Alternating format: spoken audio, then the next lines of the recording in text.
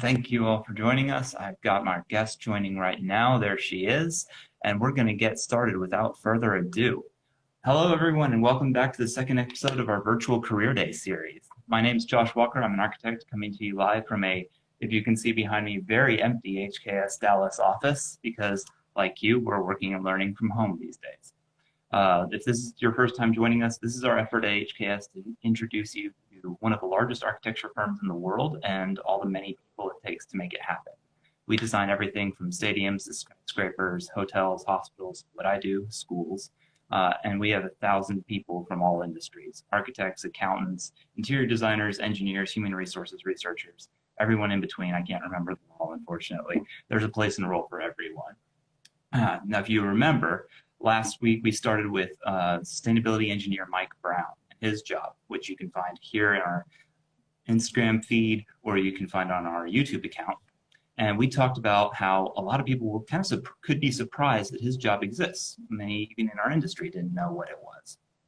And then we also talked about how crucial his job is for the future of our industry, for the consequences of climate change and energy modeling, his ability to help with that.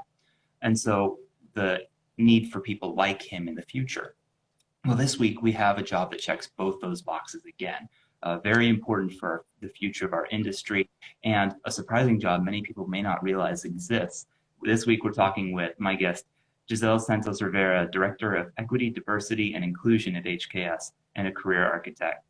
Yiselle is one of the first few people in our industry to hold that title, and we're excited to talk to about her career. Yiselle, thanks for joining us. Thank you for having me.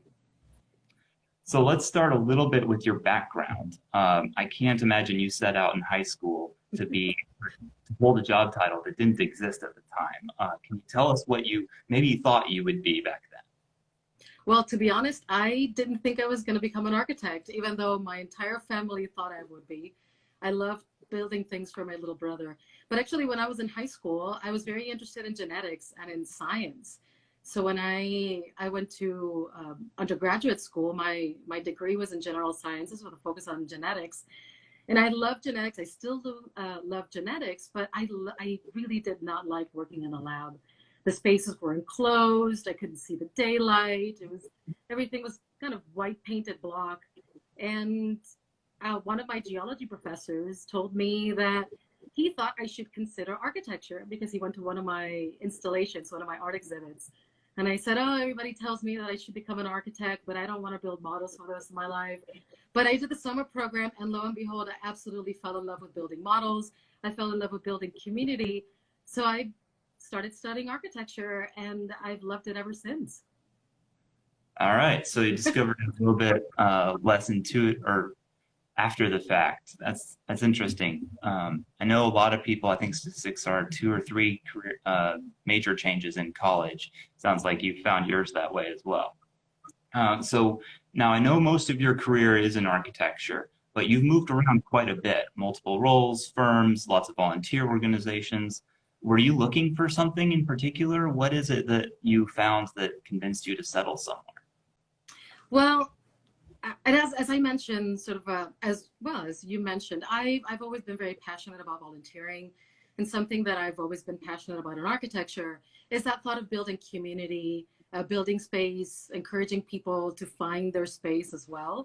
And as I was going through my career, even though I was loving what I was doing, I did the oil minister's villa in Saudi Arabia. I did the Richmond County Jail, which is kind of a side.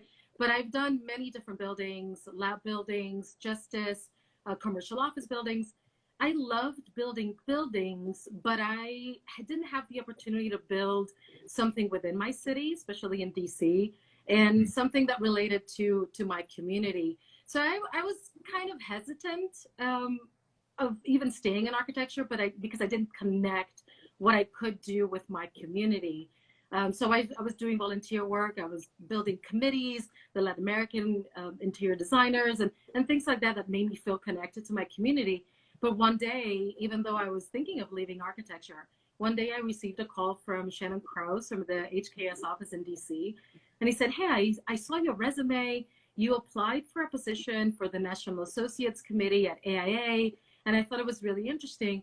we have a project starting in DC, in Georgetown, which is very close to where I was working. It's a building that's starting kind of from the beginning. It's a medical office building in Georgetown, which I knew really well. And what do you think of working for us and working on this project? And it was one of those things. It was kind of an aha moment. I realized, oh my gosh, everything that I've wanted to do, which is help communities, build communities, especially that I knew really well. A project that started from the beginning at a firm that found me, that saw the value that I brought to the table, even though they were likely not paying as much as the other tech job did, I couldn't say no. And I've been at HKS ever since. I've been medical planning ever since, and I've loved every minute of it.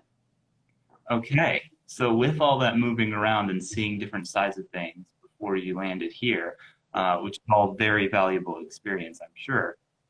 When you think of somebody who might just be entering the profession or considering architecture and might be interested in following your path, what characteristics or strengths would you recommend or look for? So something really funny, every time I talk about architecture, I say that I'm an architect, people tell me, oh, I wanted to be an architect, but I don't know how to draw. Or I wanted to be an architect, but I don't know how to do math. And I said, honestly, I think to be a really great architect, you have to be curious. You have to really try to think outside the box and think about how you can help people. We have this unique opportunity to build the spaces that people live and exist and view the world through. You know, you look out the window and you'll likely see something that an architect built. So I think curiosity is really important. I think thinking outside the box, being very authentic in what you bring to the table and what you think you can help people find is really important. And I think creativity sort of happens as you start to discover what your viewpoint is and how you can help other people and help them build better lives and build community. So I think curiosity is key. I would agree with that. For a few years experience in the career, there's something new to learn every day, and it feels like we're having to just constantly discover something new if we're not creating something new. So I love that answer. Thank you.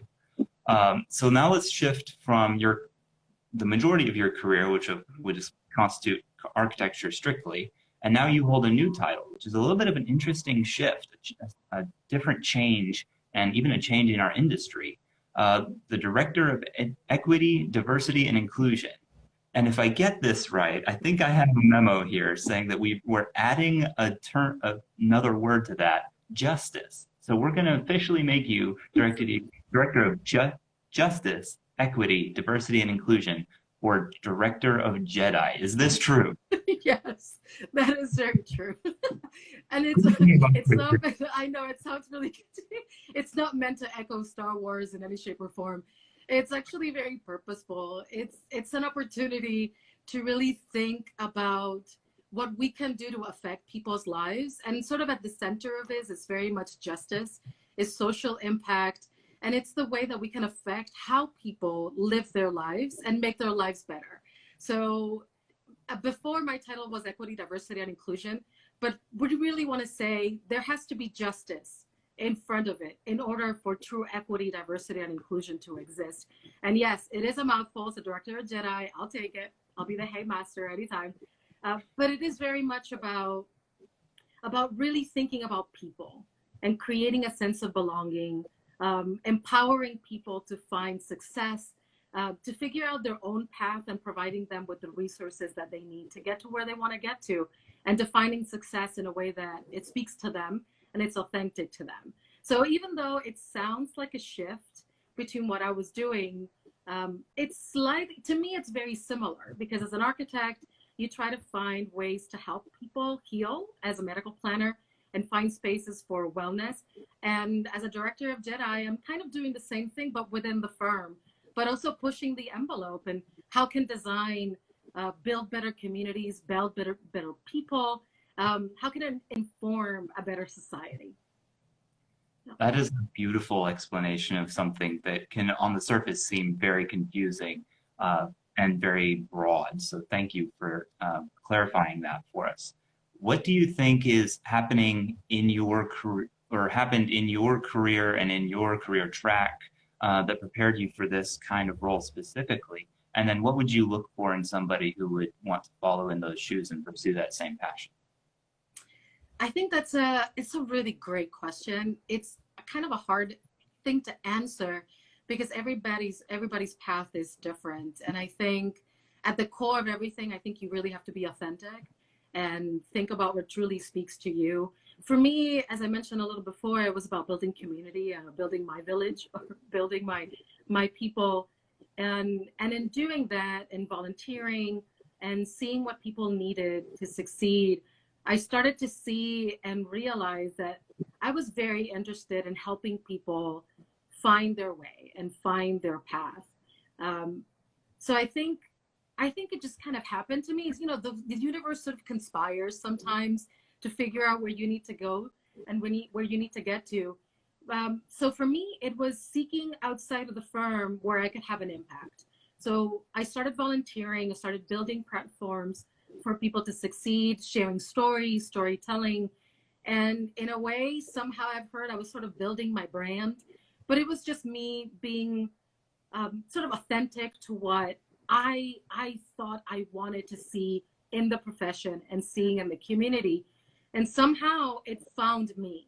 Somehow, when the firm was trying to look for a director of diversity and equity and inclusion and trying to find somebody that was interested in this topic, I was already doing these things outside of the firm.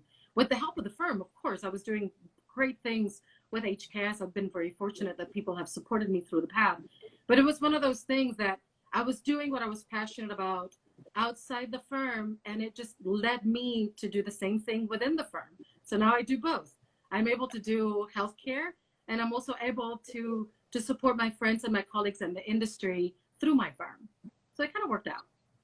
Yeah, I think that's a great example of, doing something you love and you would do without getting paid for it, and the opportunity came up to find a good match of passion and talent and opportunity. So I think that's a great story and a great note to end on. We are just at our time for today, so if anybody wants to throw a quick question in the comments, might be able to we can probably squeeze one in, but that's the rest of everything that I have prepared today. Thank you everyone for joining us today. Thank you for joining this kind of series that we're taking part in as we prepare for next week's. Like I said last week, every week's going to be something completely different. So if this wasn't your cup of tea, it'll be completely different. If this is exactly what you want to do, come learn about the people she works with and the people that help make this firm possible for roles like Yiselle's. Whatever you are passionate about, we want to facilitate that passion and help you find a way to pursue that as a career. So thank you, everyone. As you're home and learning and working from home, stay safe, and we will talk to you next week right here, same time. Look for this on our Instagram TV feed and our YouTube channel. Thanks. Thanks, Yiselle. Thank you. Stay safe.